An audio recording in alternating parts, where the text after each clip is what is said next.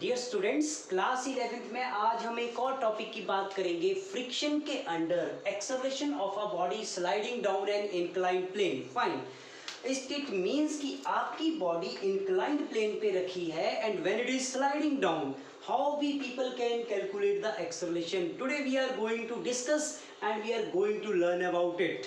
So whenever I am talking about the inclined plane, see if these two planes they are lying over one another, तो बच्चे इनको inclined कैसे करेंगे? Inclined means when one is at a certain angle theta with respect to another.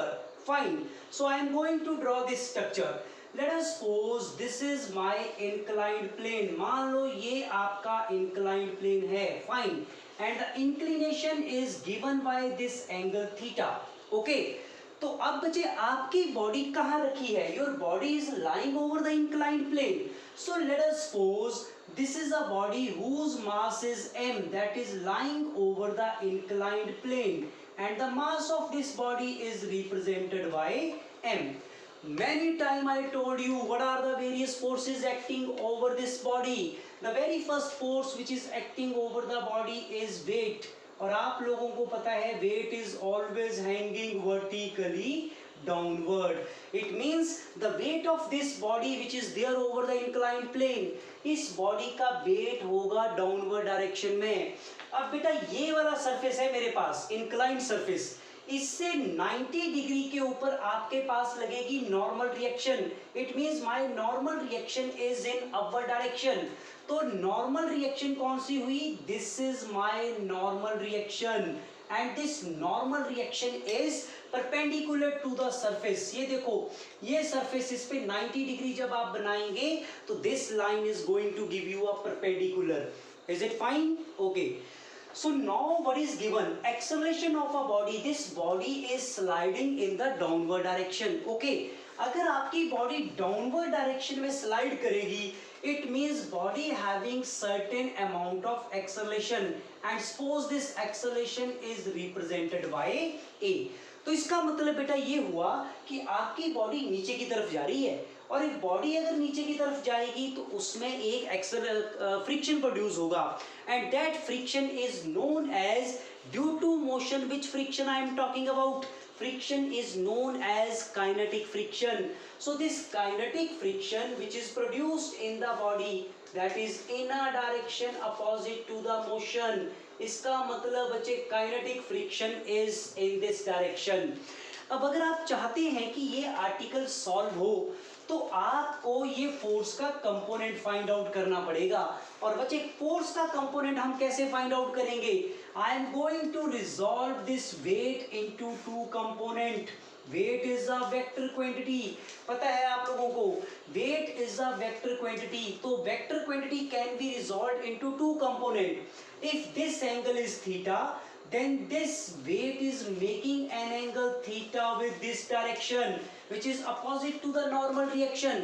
It means ये वाला component कौन सा होगा? This is weight mg multiplied by cos theta and at an angle of 90 degree. कौन सा 90 degree? जिसमें आपका vector बीच में आ जाए. तो 90 डिग्री पे आपके पास एक और कंपोनेंट आएगा. which component it is? This component is known as mg sin theta. So in this way I resolve this weight into two respective components. Fine. Normal reaction balanced by mg cos theta. But in the downward direction, this component of the weight is more in comparison to the friction which is in reverse direction. That's why my body is moving in the downward direction. तो अब आपको ये article start कहाँ से करना है? हमारे पास बहुत ज़्यादा थ्योरी होती है. हम बोलते हैं कि we need to write the theory. No need to write any kind of theory. आप बच्चे जब भी इस आर्टिकल को स्टार्ट करेंगे, इस डायग्राम को प्लॉट करो. डायग्राम से क्लियरली बता दो कि normal reaction where it is, weight where it is, where I am having the component of the weight and where my force of friction is. Right. उसके बाद आप इसको स्टार्ट करेंगे. The various forces acting on the body are. तो कितनी तरह की forces आपकी बॉडी पे हैं? Number 1, see carefully, the weight of the body which is hanging vertically downward. तो आपकी बॉडी के ऊपर एक वेट है और वेट ये हमेशा कौन सी डायरेक्शन में लगेगा? सी, this weight is always acting in the downward direction. My second force is known as normal reaction. और आप ध्यान से देखो, ये जो नॉर्मल रिएक्शन एक्ट कर रही that is at an angle of 90 degree to the surface.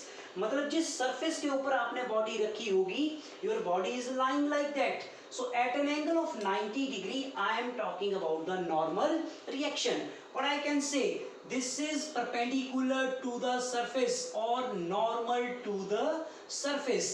And the third force which is acting over this body, that is the force of friction. तो बच्चे ये फोर्स ऑफ फ्रिक्शन कौन सी direction में लगेगा? Opposite to the direction of motion of the body. These are three forces which are acting over the body. Very much clear from this diagram. Okay. अब आप इसको solve करेंगे acceleration के लिए. Fine. Now see, my body is never moving like that. आपकी body कभी भी ऐसे मूव नहीं करती. Why? Normal reaction is balanced by mg cos theta.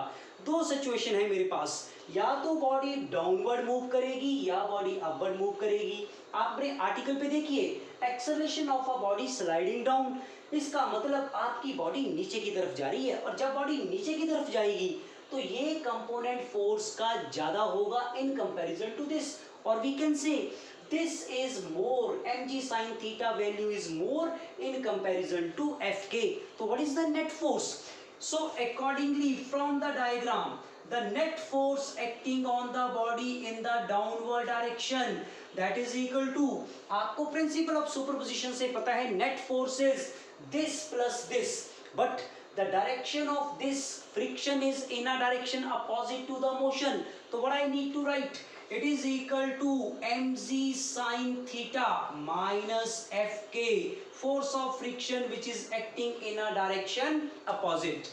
Now I again know, जब मैंने आपको कंपोनेंट और कोफिशिएंट ऑफ काइनेटिक फ्रिक्शन करवाया था, तो मैंने आपको बताया था वहां पे coefficient of kinetic friction mu, that is equal to kinetic force of friction divided by normal reaction. और बच्चे यहां से Fk की वैल्यू किसके बराबर आएगी? Fk is equal to mu multiplied by R. So this net force according to Newton's second law of motion, if m is the mass and a is the acceleration, the net force acting over the body is equal to mass multiplied by acceleration. So this is on the right hand side, mg sin theta minus, बच्चे Fk के place पे आप क्या लिखेंगे? It is mu multiplied by R. Again I am going to substitute the value for R. आप diagram से देखिए, tell me what is the value for R? Anybody? R की वैल्यू क्या होगी यहाँ पे? See carefully, see this normal reaction R is balanced by mg cos theta. It means R को हम किससे रिप्लेस करेंगे?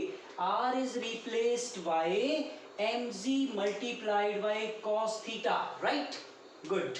So now see, m here also in the left hand side and it is common from the right hand side, so this m is going to cancel out and we left with acceleration. So acceleration of a body which is sliding downward, that acceleration यहाँ पे common देखो, g is common, it is coming outside, so inside the bracket we left from here only sin theta minus mu multiplied by cos theta, and this is my equation number 1. So this is very simple and effective way how you people can calculate the acceleration when the body is moving in the downward direction.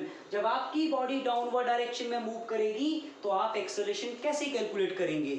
अब अगर मैं इसी equation को आपको बोलूं change कर दूं, कैसे? Suppose my body is moving in the upward direction. अब क्या होगा?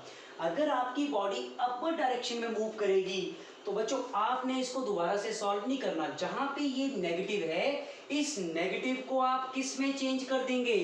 Acceleration a in this case, g outside, it is sin theta plus, it is only replaced by positive sign, so it is plus mu multiplied by cos theta. ये आपका acceleration होगा जब आपकी body कौन सी direction में जाएगी? When your body is moving in the upward direction, right?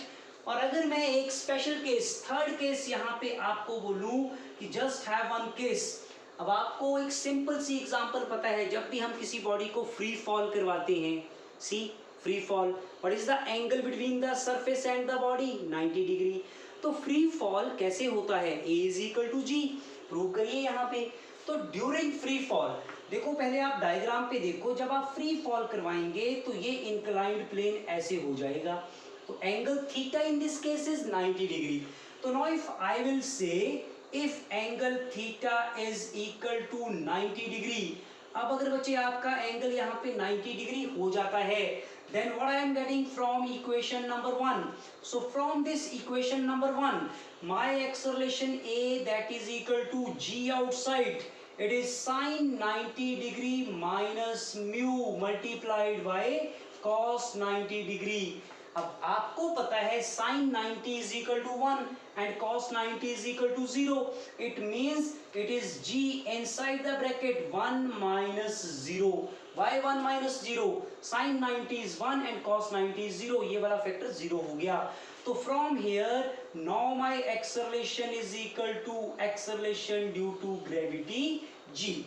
So this is very simple explanation। आप जब भी किसी बॉडी का फ्री फॉल करवाएंगे, एक्सेलरेशन किसके बराबर होगा, acceleration due to gravity. So I hope you people understood this, right. So today my article is acceleration of the body sliding down an inclined plane। My first equation is this, when the body is sliding down, acceleration is represented by this, and when my body is moving up, then acceleration is represented by this equation। But in case of free fall, अगर free fall होता है तो in case of free fall acceleration is equal to acceleration due to gravity। So this is almost the last topic of the chapter friction। इसके साथ साथ आपके पास दो और important topic यहाँ पे हैं friction के, which we need to explain। One is known as why friction is a necessary evil, and another one is known as what are the various methods for reducing friction। Next time I will discuss these, so till time you kindly go through this. In case any problem, you can write a comment in the comment box। Thank you very much।